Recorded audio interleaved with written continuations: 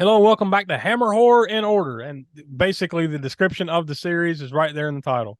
We're watching Hammer Films horror movies and thrillers in the order in which they were released. Now, we've had a couple of watchers of the program point out a few movies that we skipped, and we kind of went back because I was kind of basing this off of one particular list that I had found, and I went and did some homework, and I actually found there were a handful of movies that we've skipped along the way, and we'll further tease that toward the end of the series. But what we're going to do is we're going to kind of go trace back a little bit after this month's episode, and we're going to go back and fill some of those gaps in, and then pick up where we've left off. But before we do that, we've got to get to this one, and this month we're talking about The Shadow of the Cat from 1961. Now, this is one I'd heard of. It was in my periphery, but I'd never sit down and watched it. How about you, Smoke? Yeah, same thing here. I'd heard the name and maybe seen the lobby card slash poster or whatever, but yeah, never seen the movie. Now, this one is different from really in good ways and not necessarily bad ways, but in less than ways than a lot of what we've watched so far, I would say. Because really, this one there's horror elements to it, but it seems like it kind of leans more thriller to me, right? Yeah, yeah. I thought it started really strong with the lady reading Edgar Allan Poe's The Raven. That was great. Good ambience setter right there but then yeah, it's kind of, as we'll get into, doesn't necessarily. It's certainly not top shelf Hammer. Let's put it that way. No, and we'll get to that towards the end when we give our Hammer rating. But uh, I do feel that it's ironic that she was reading Edgar Allan Poe there, because I feel certain elements of this story feels like Edgar Allan Poe. Well, they certainly was lifted from the Black Cat. Certain elements of that dealing with even though the cat in this movie is not a black cat necessarily, although it kind of looks black in certain scenes. I think its name is Tabby, and it's a tabby cat. but yeah, I definitely saw some elements of that in there with the walling up, things in the cat itself, and the trying to kill the cat, and that type of thing. So and a little bit of the Telltale Heart too, and that paranoia and stuff, right? Yeah. So yeah, it's kind of like the Hammer's version of. Now I don't know, I can't remember. I don't recall them doing any Poe before, or I mean, we might come upon something that I'm sure. But there may point, yeah. Like what's his name, Roger Corman, that did the Fall of the House of Usher around this time period. Actually, Hammer's renewal of Gothic horror, it's kind of what led Roger Corman to renew Gothic horror in America. This around shortly after Hammer's 50s, late 50s movies came out. Corman started doing the Fall of the House of Usher and Mask of the Red Death, and a few other ones. Body Beneath, maybe. No, I can't remember the name of the other one right now, but at least 4 or 5. The Raven. He did his version of The Raven. So, but as far as The Shadow of the Cat is concerned, to really simplify what the story is about, is basically there's a married couple, and the woman has the control of the money, right? She's the rich one, and he just married her. And essentially, he finds a way to fake her will and then take her out so he can have the inheritance, right? Yeah. And when they do that, and it doesn't waste time, right? This happens like in the first 3 minutes of the movie, like everything I just described, you put it all together pretty quick. But the lone witness to this is a cat. Her tabby cat, like you said, is watching this happen. So then it's kind of like, it's almost half of it's on a path of revenge throughout the rest of the movie, but also just their own paranoia kind of trips them into I guess, feeling guilty about what they've done. So they kind of irrationally just chase this cat around the whole movie, right? Yeah, yeah. And thinking in certain scenes that or they finally took care of the problem, but then it comes back. Yeah.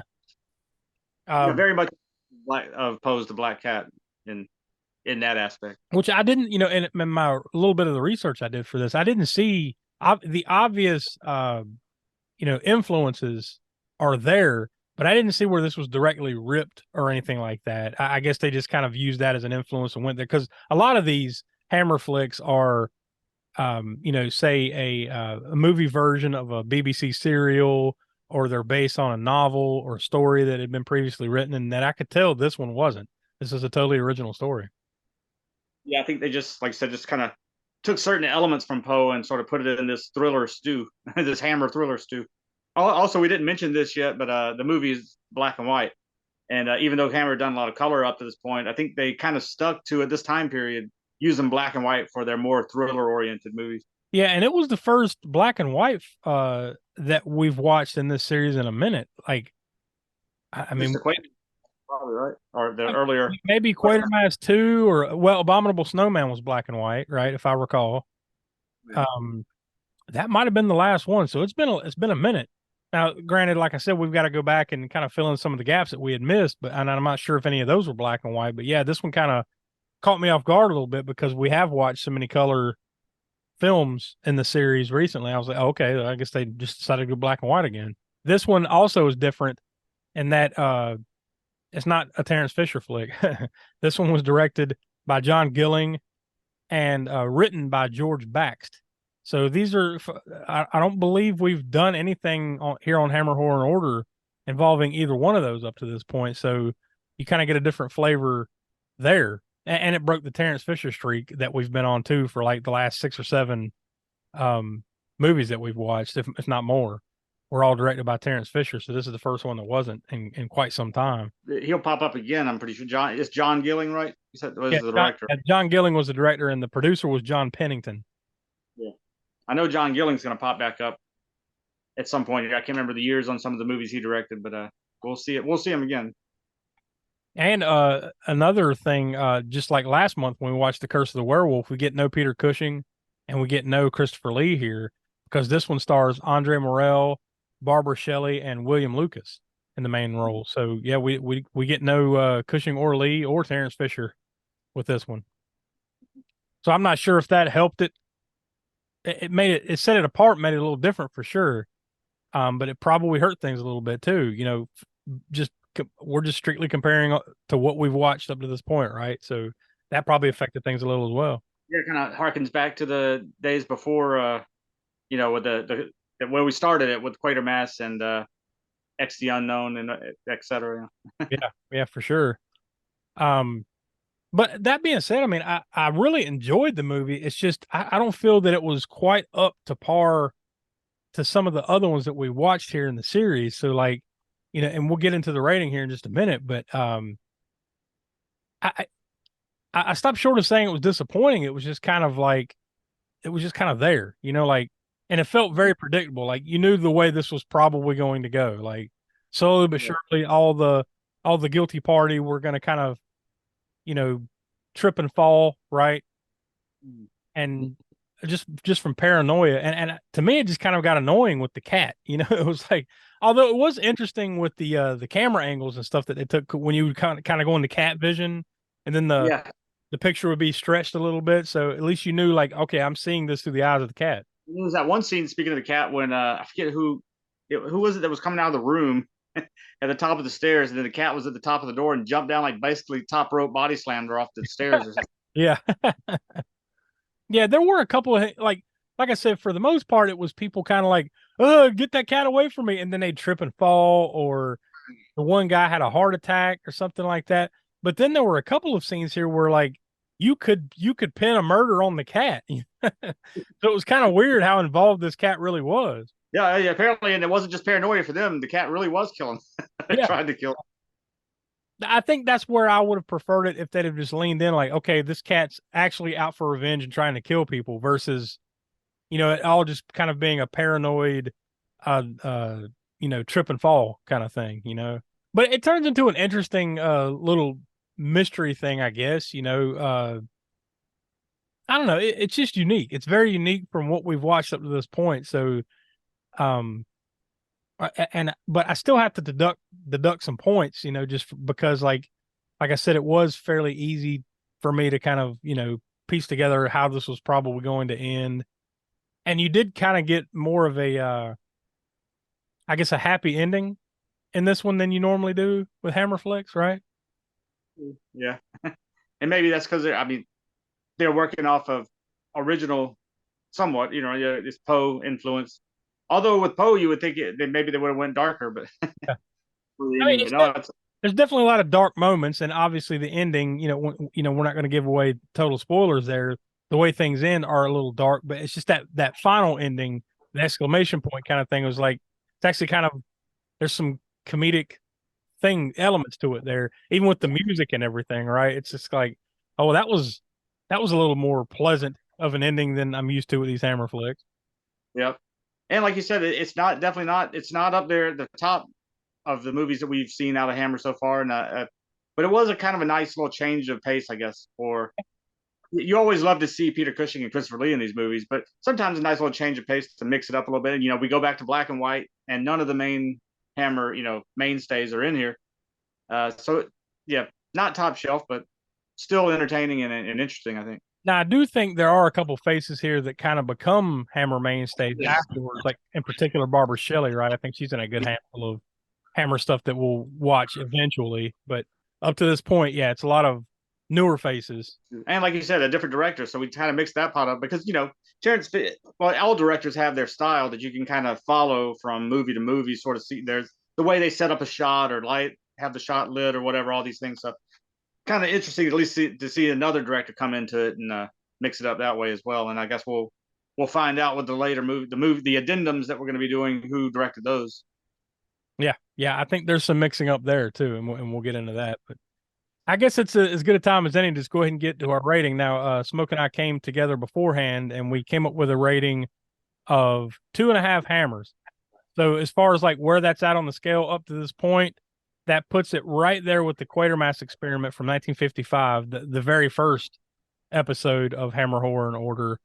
But it's not quite our lowest. Our lowest rated one was X the Unknown from 1956. We gave that 2.25 hammers. So um, that being said, I mean, like all these movies that we've done so far, it's kind of a different bar. You know what I mean? Like we haven't had a bad one yet. There might be some a little lesser than others, but we haven't had a real turd or really bad one yet, right? Yeah, no, I don't think so. 2.25 is like I said, we gave it that to X the Unknown, and that doesn't make it a terrible movie by any means. It's just up to this point of what we've seen so far, it's maybe in the more. I mean, I'm sure it's got its fans, and they'll be, how dare you say that about Yeah. in a bit more of the mediocre, Hammer films up to this point, rather than the top ones. But it's still a good movie in its own right, and you'll still, and you love the Hammer at all, and you haven't seen that one, you'll still enjoy it. So yeah, we haven't seen a stinker, so to speak, from No. Hammer. And as far as this one's concerned, I think it's something that if you like these older type of movies, you can, if you're only watching it like, say on a Saturday night or something, and you just feel like watching an older flick, this is a good one. I wouldn't call this entry level Hammer for sure. This is more, you kind of have more of a flavor for it, and you can kind of find enjoyment in it, kind of thing. This wouldn't be like the first one I would watch. Yeah, if you haven't ever seen any Hammer films and you start with this one, it's probably not going to draw you into like, well, maybe I should check out more of what they're doing. Yeah, exactly. Well, like we said off the top, what we're going to be doing here from this point forward for the next, I think, 5 episodes of Hammer Horror and Order is going back, and we're going to call that Hammer Horror and Order Addendum episodes, where we go back and we're going to be talking about some of the ones that we had skipped inadvertently. And like I said, thanks to some eagle-eyed watchers of the series, they pointed out a few movies that we may have skipped, and we went back and kind of searched through the archives to say, yeah, we found a handful. So coming up next month, we're going to be going back to 1958, and we're going to be talking about The Snorkel. So I think this is going to be another interesting one. I've never seen it. I don't even know if I've ever even heard of it. No, I don't think I have heard of it only because I have a Hammer collection on DVD that I believe this movie's on, and I saw it on there, but haven't watched it yet. So that'll be good. It'll be a new one. And it's That one's going to be directed by Guy Green, so another new director. And but there is another familiar name there, though. One of the writers was Jimmy Sangster, who we've done a handful of his movies up to this point too. But as far as in the cast, it doesn't look like, no Cushing, no Lee, some of the less familiar faces. So this is going to be interesting, to say the least. To go back to something that's a little different here with the snorkel. What year was it from? I This is didn't know. from 1958. So Yeah. as far as where this would have landed in the order of things, we probably would have watched this after around the time we watched Horror of Dracula, Revenge of Frankenstein. That's kind of where it should have been. So Yeah. that'll make it interesting too. So we'll kind of have to put it in the perspective of comparing it to those and all that stuff. So we'll get into that next month. So hopefully Donnie and or Will can join us for that one. So for them and Tiana, I'm Josh. He's the Professor Smoke. We are from the All American Spook Show podcast, which you can find at aaspookshow.com, and all of our past archive episodes, all the other stuff here on the YouTube channel. We encourage you to go check out, including Video Vortex and Grindhouse Gutter. So for all of them, we'll see you next month.